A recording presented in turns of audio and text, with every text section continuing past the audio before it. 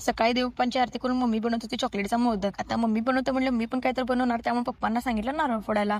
त्यानंतर आल्या मामी कढीपत्ता द्यायला. एवढा कढीपत्ता असताना आम्हाला दिला तेवढासा कढीपत्ता. मम्मी म्हणली मला पण जरा चॉकलेटचं मोदक बनवायला मदत कर, म्हणून तिला मी मदत करत होतो.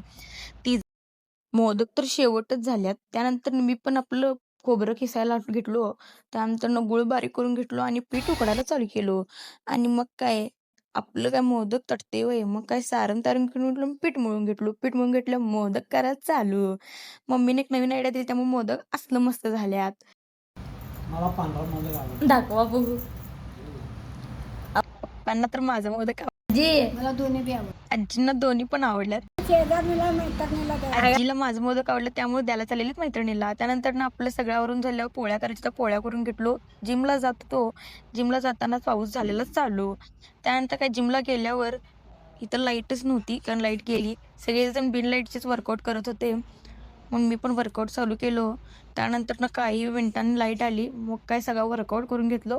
त्यानंतर ना मी येत होतो घरी. घरी आल्यावर मी आणि पप्पा पत चाललेलो दुकानला. आल्यानंतर तो वौजू पुजलेला मम्मीनं.